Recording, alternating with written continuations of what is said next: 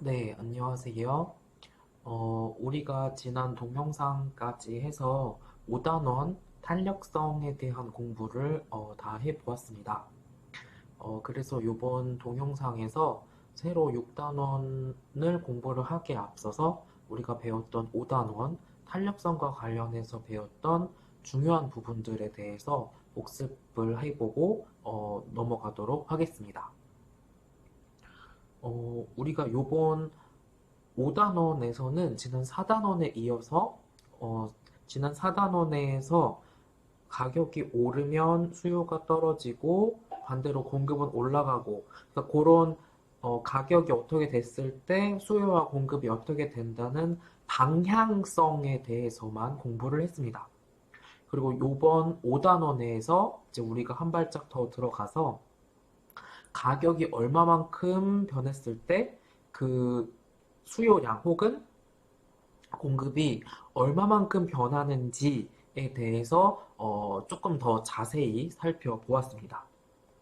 그래서 우리가 첫 번째로 5.1에서 살펴본 것이 수요의 탄력성에 대해서 살펴보았습니다. 탄력성, 요 수요의 탄력성이라고 하는 것은 뭐냐면 어, 가격이 얼마만큼 변했을 때 그 물건의 수요가 얼마만큼 변하는지를 나타낸 것이 바로 Price Elasticity of Demand가 되겠습니다.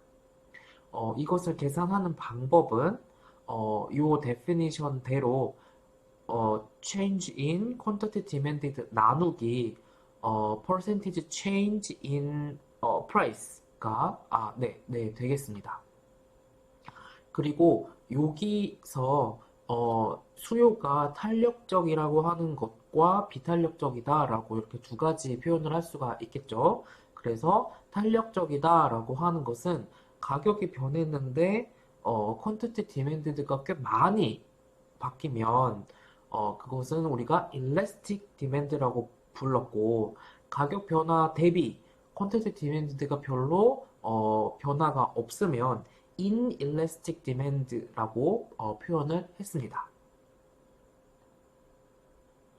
어, 이와 같은 elasticity of demand가 뭐 탄력적인지 아니면 비탄력적인지 아니면 얼마만큼 탄력적인지에 영향을 미치는 요인이 우리가 이렇게 네 가지를 살펴보았습니다. 첫 번째는 어떤 물건 말고 다른 대체할 만한 물건이 있으면 있는지 없는지의 여부가 영향을 미치는 것이었습니다. 그래서 대체할 만한 그 물건을 대체할 만한 다른 물건이 많으면 뭐 그 물건값 모르면 다른 거 쓰면 되지 뭐 이렇게 생각할 수 있기 때문에 elastic demand라고 할 수가 있겠습니다. 그리고 두 번째로 생활 필수품, 즉 필수제인 경우에는 가격이 조금 오르더라도 우리가 계속 써야 되고 가격이 많이 오르더라도 어쩔 수 없이 써야 되는 부분이 있기 때문에 inelastic demand다. 반대로 사치제의 경우에는 가격이 올랐어. 그러면 뭐 안 쓰거나 아니면 소비를 미루거나 할 수 있기 때문에 elastic demand라고 할 수 있겠습니다. 그리고 조금 헷갈릴 수 있는 부분이 바로 요 세 번째 요인이었죠. 마켓의 범위를 얼마만큼으로 잡냐, 얼마나 넓게 잡냐가 영향을 미치는 것이었는데 점점점 마켓을 좁게 잡을수록 더 스페시픽하게 잡을수록 그 물건은 더 디맨드 일래스틱하게 변했습니다. 그래서 우리가 수업 시간에 예로 들었던 것이 제가 뭐 홍삼 얘기도 예를 들었었죠. 뭐 편의점이나 마트에 가면 홍삼 제품이 얼마나 많아요. 그러니까 뭐 A 회사 거 만약에 가격이 올랐어? 그럼 뭐 B 회사 거 쓰면 사면 되지 뭐. B 회사 거 가격이 올랐어? 그러면 C 회사 거 사면 되지. 이렇게 생각을 할 수가 있겠죠. 반면 홍삼 자체를 대체할 수 있는 게 뭐가 있을까? 그러니까 홍삼이라고 좀 넓게 전체로 생각하면 글쎄, 홍삼을 대체할 수 있는 건강식품이 뭐가 있을까? 쉽게 떠오르지가 않죠. 뭐 몇 가지가 있겠지만, 그러니까 조금 이렇게 마켓의 범위를, 스코프를 어떻게 잡느냐가 영향을 미친다라는 것이었습니다. 그리고 네 번째는 타임 호라이즌을 어떻게 제한을 하느냐가 바로 수요의 탄력성에 영향을 미치는 요인이었습니다. 타임 호라이즌이 아무래도 길수록 소비자들이 뭔가 그것의 가격 변화나 그런 것에 이제 행동을 바꾸게 되죠.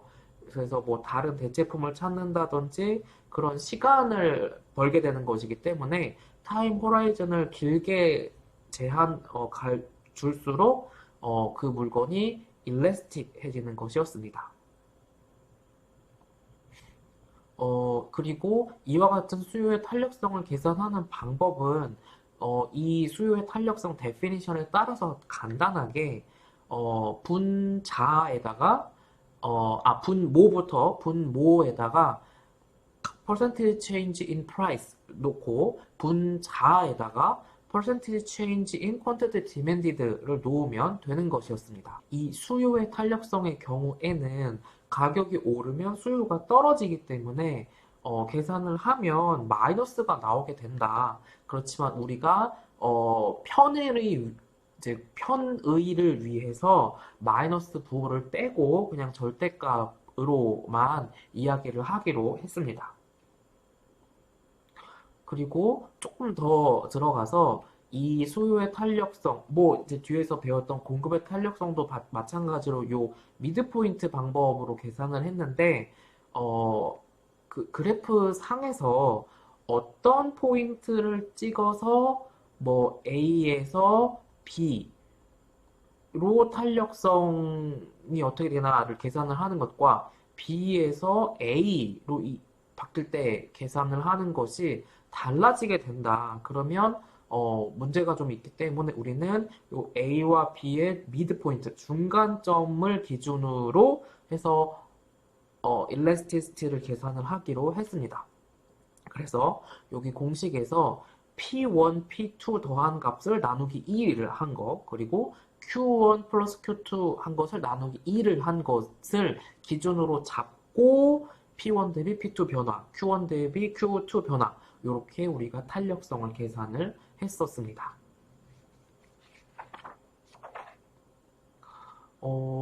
이 수요 탄력성에서 기준은 우리가 1로 잡았습니다. 그러니까 분모와 분자가 같은 퍼센티지 체인지로 바뀌는 것, 이제 그거를 기준으로 잡아서 계산한 결과가 1보다 크면 일래스틱하다. 1보다 작으면 인일래스틱하다라고 이야기를 할 수가 있겠습니다. 그리고 우리는 이제 가장 극단적인 것부터 또 상대편 가장 극단적인 것까지 요 수요의 탄력성에 대해서 살펴보면 요 A번 피규어와 같이 가격이 변했을 때 수요량이 변하지 않는 경우가 있었습니다.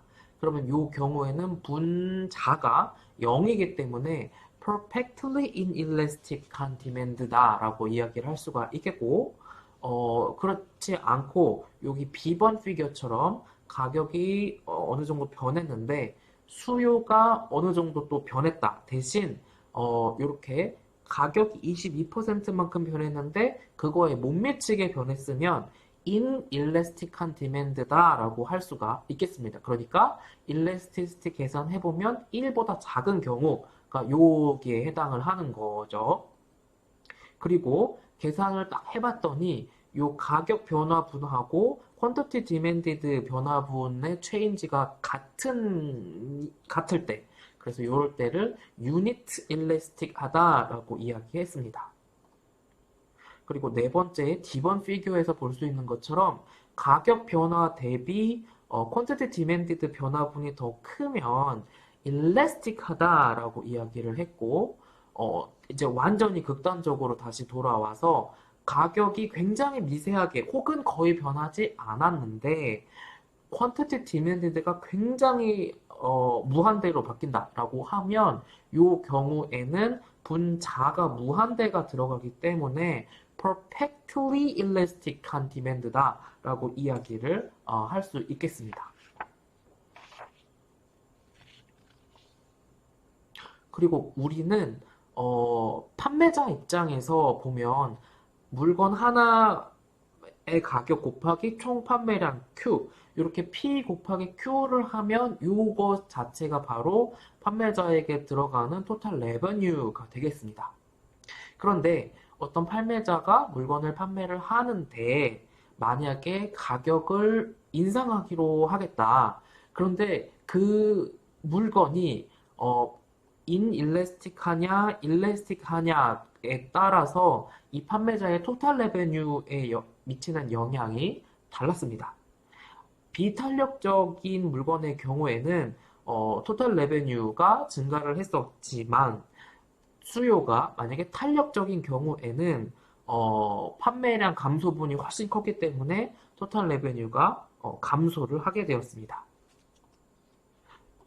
그래프를 통해서 살펴보면 요 A번 피규어 같은 경우에는 가격을 4에서 5로 올리면 수요가 100이었다가 90으로 줍니다. 그렇지만 가격 올리는 것으로 인해서 얻는 요 A 박스의 넓이가 수요가 줄는 데서 얻는 피해인 B 박스보다 크기 때문에 A랑 B를 똔똔하면 A가 더 크니까 남는 거죠. B에서 마이너스 난 거를 상쇄하고도 그러니까 요 경우는 토탈 레버뉴가 오히려 플러스가 된다.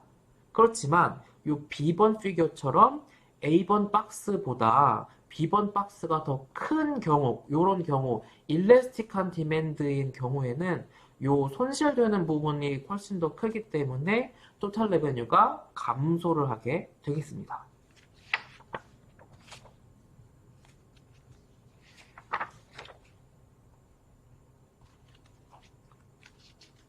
네. 그래서 만약에 인일래스틱한 디맨드인 물건이다. 그러면 가격 오르면 토탈 레베뉴가 증가하더라.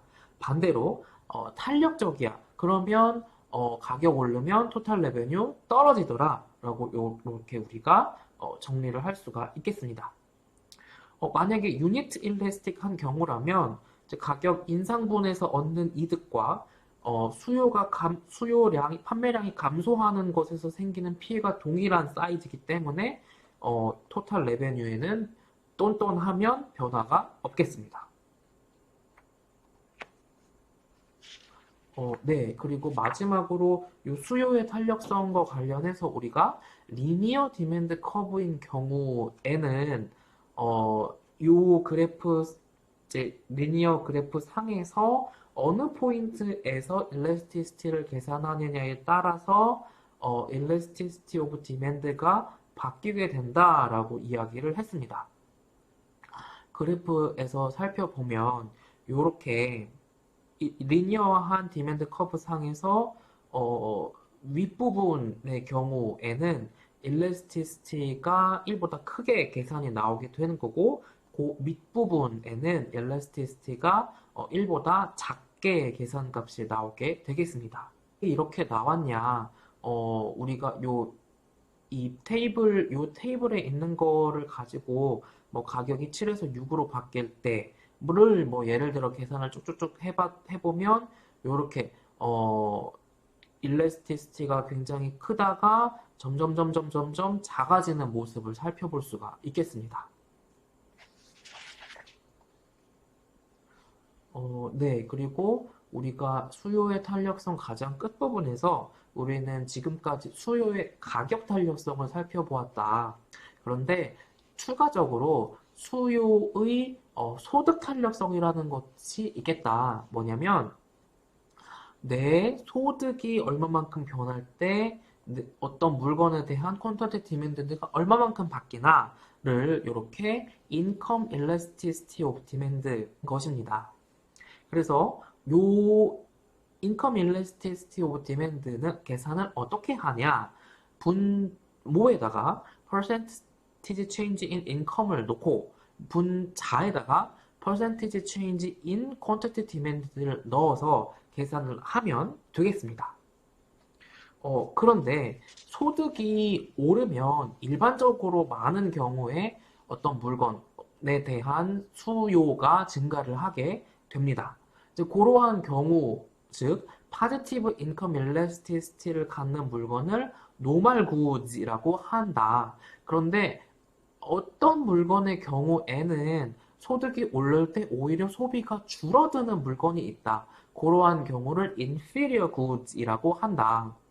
그래서 우리가 요 inferior goods의 예로 들었던 것이 대중교통이죠. 그래서 소득이 증가하면 예전에는 버스, 지하철 타던 것을 자가용을 타거나 택시를 타거나 한다. 그래서 inferior goods이라는 거는 이렇게 negative income elasticity를 갖게 된다라고 했습니다.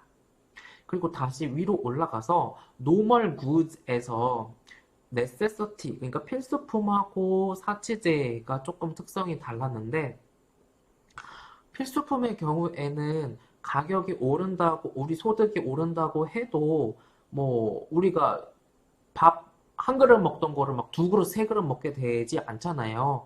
그래서 그런 거에서 생각을 쉽게 해보실 수 있듯이 파지티브 일레스티스트이긴 하지만 스멀러, 그러니까 좀 작다. 대신 사체제의 경우에는 소득이 오르면 뭐 구찌백 아니면 무슨 뭐 해외 외제차 뭐 그런 거 사고 싶기 때문에 인컴 일레스티시티가 라지 크다라고 이렇게 노멀 굿 안에서 두 가지 유형을 살펴볼 수 있었습니다.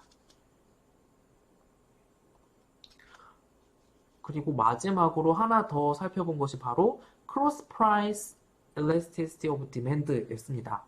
그러니까 어떤 A라는 물건의 가격이 변하면 다른 B라는 물건의 퀀티티 디맨드에 미치는 영향을 살펴보는 것이 바로 요 크로스 프라이스 엘라스티시티 오브 디맨드였습니다. 그래서 요 데피니션에 따라서 계산을 분모에다가 어떤 물건의 가격 변화분을 넣고 분자에다가 그 물건 말고 다른 물건의 퀀티티 디맨드의 변화분을 넣으면 이것이 크로스 프라이스 엘라스티시티 오브 디맨드가 되었습니다. 그런데 여기에서는 또 나오는 게 바로 substitute와 complement였습니다. 만약에 어떤 두 개의 물건이 서로 substitute 관계에 있다. 그런 경우에는 이 cross price elasticity of demand를 계산해 보면 positive가 나온다. A라는 물건의 가격이 올랐어? 그러면 그 A라는 물건의 수요가 떨어지겠죠. 반면 이 A라는 물건의 대체제인 B라는 물건의 수요가 오르겠죠. 그러니까 이런 파지티브한 일레스티시티가 나오게 될 것이다. 반대로 컴플리먼트의 경우에는 네거티브 크로스 프라이스 일레스티시티가 계산값으로 나오게 된다는 것이었습니다. 우리가 요 같은 프레임으로 5.2에서 Elasticity of Supply에 대해서도 살펴보았습니다. 서플라이 측면에서 Price Elasticity of Supply는 어떤 데피니션이었냐면 분모에다가 Change in the Price of a Good 그 다음에 분자에다가 Percentage Change in Quantity Demanded Quantity Supplied 였습니다. 그래서 이 데피니션에 따라서 분모에다가 이렇게 가격 변화분을 넣고 분자에다가 그 quantity demanded의 변화분을 넣어서 이 price elasticity of supply를 계산을 할 수 있었습니다. 마찬가지로 이 elasticity of supply의 경우에도 elastic supply 한 경우가 있었고 inelastic한 supply인 경우가 있었습니다. 가격이 변했어. 그런데 그 물건의 공급이 엄청나게 많이 변한다. 그러면 일레스틱한 서플라이라고 이야기를 하고 어떤 물건의 가격이 변했는데 그 물건의 공급이 그다지 많이 안 변했다. 그러면 inellastic한 supply다 라고 이야기했습니다. 그리고 우리가 앞에서 수요 측면에서 탄력성 살펴볼 때처럼 time period라는 것이 이 price elasticity of supply에 영향을 미치는 요인 중에 하나였는데 마찬가지로 타임 호라이즌을 좀 길게 잡아주면 잡아줄수록 뭐 공장을 더 증설을 한다든지 설비를 더 확충을 한다든지 해서 더 공급을 이제 시간이 더 준비 시간이 더 생기면 더 공급량을 더 많이 늘릴 수가 있는 것이기 때문에 타임 피리어드가 길수록 서플라이가 더 일래스틱해진다라는 것이었습니다. 네. 요 elasticity of supply의 경우에도 앞에서와 마찬가지로 이렇게 미드포인트 메서드를 이용해서 계산을 할 수가 있었습니다. 네, 그리고 그 elasticity of supply의 경우에도 그 분모 분자가 같은 만큼 변하는 1, 요거를 unit elastic이라고 기준으로 해서 1보다 크면 elastic, 1보다 작으면 inelastic이라고 이야기를 할 수 있었습니다. 그리고 이 서플라이 측면에서 일래스티시티의 경우에도 마찬가지로 또 가장 극단적인 것부터 또 다른 가장 극단적인 것까지 쭉 우리가 그래프를 통해서 살펴보았었는데요. A번에서처럼 가격이 변했다. 그런데 퀀터티 서플라이드 변하는 게 없어. 그러면 이게 분자가 0이 되기 때문에 perfectly inelastic하다라고 이야기를 할 수 있었고 요 B번 그래프에서처럼 가격 변화가 22% 변했는데 퀀티티 서플라이드 변화가 그에 못 미친다. 그러면 inelastic한 서플라이라고 이야기할 수 있겠습니다. 그리고 C번 그래프처럼 가격 변화분과 퀀티티 서플라이드 변화분이 동일한 경우에 이렇게 unit elastic supply라고 이야기할 수가 있겠고 D번처럼 이 가격 변화분 대비 퀀티티 서플라이드 변화분이 훨씬 더 큰 경우 요런 경우를 elastic supply라고 이야기할 수 있겠습니다. 마지막으로 피겨 2번에서처럼 가격 변화가 거의 없거나 혹은 아주 조금밖에 변하지 않았는데 퀀터티 서플라이드 변화가 무한대인 경우 이런 경우를 또 가장 극단적인 perfectly elastic한 supply라고 이야기할 수 있겠습니다.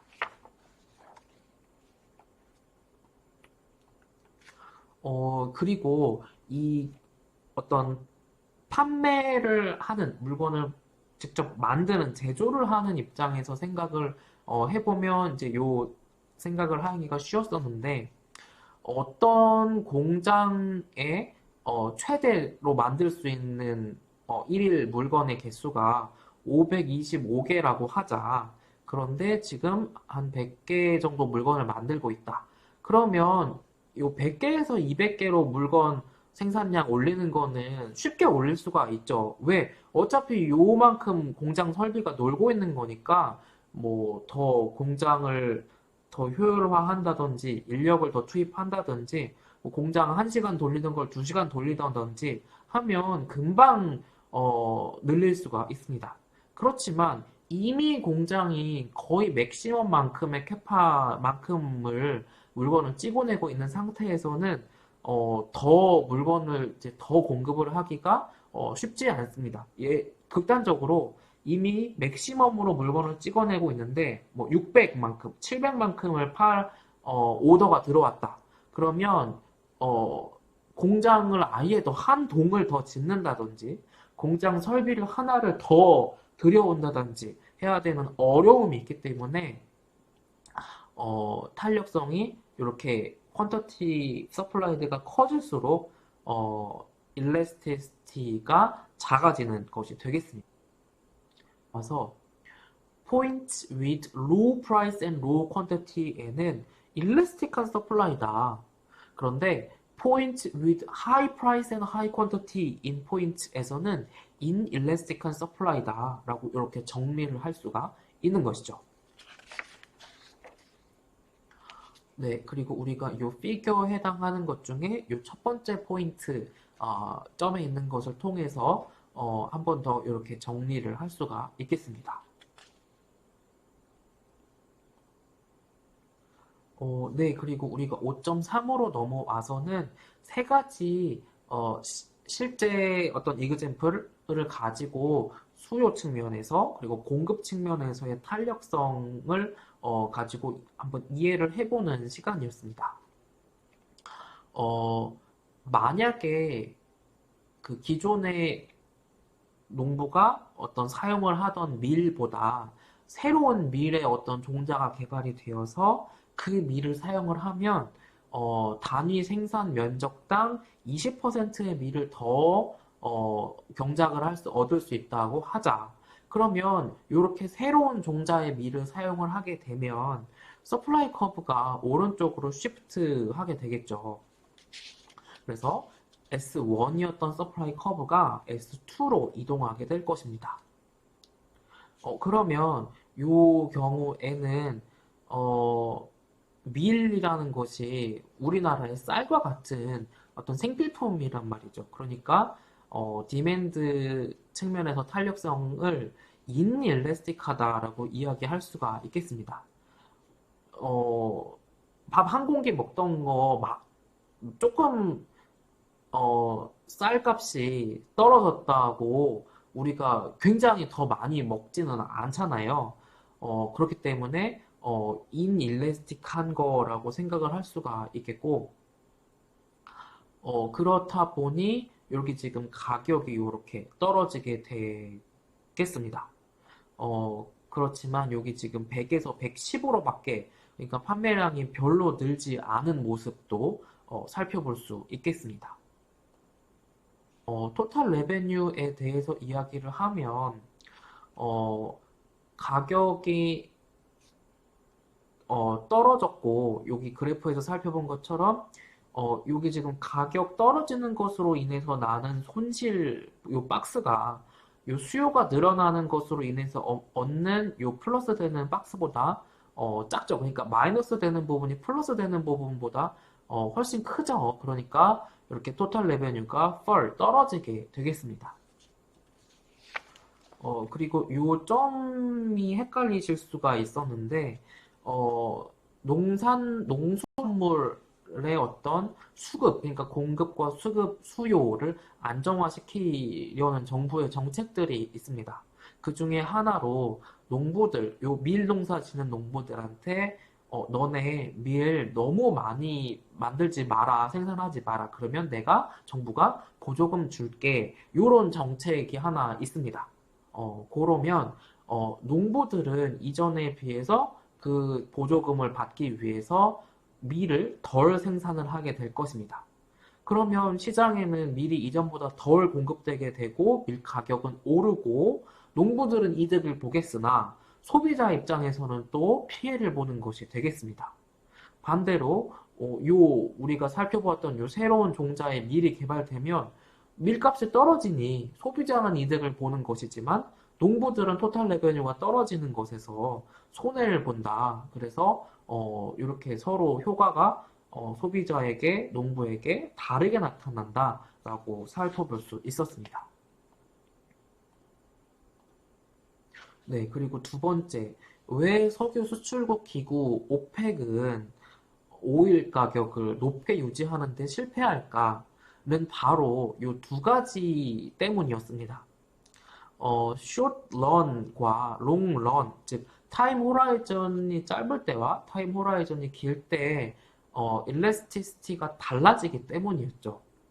숏런일 때는 만약에 오일 가격이 오른다 해도 이거는 출퇴근해야 되고 뭐 석유 화학 제품 만들던 거 만들어야 되고 하기 때문에 석유 가격이 오르더라도 소비자들이 쉽게 그 수요를 줄이기가 어렵습니다.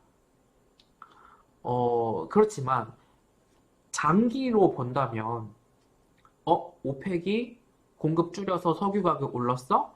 그러면 다른 나라 기존 오펙 회원국이 아닌 석유를 수출할 수 있는 나라도 너도 나도 시추하고 석유 수출해서 비싼 가격에 석유값 받고 돈 벌려고 더 석유 시장에 뛰어들 것입니다. 그리고 수요 측면에서, 그러니까 방금 살펴본 건 공급 측면이고 수요 측면에서 소비자들도 이전에 자가용 타던 사람들이 대중교통을 탄다든지 카풀을 한다든지 뭐 더 아예 자동차를 바꾸면서는 더 연비가 좋은 자동차로 바꾼다든지 해서 소비자도 적응을 할 시간이 있는 거기 때문에 롱런에서는 디맨드가 일래스틱하게 됩니다. 그래서 쇼트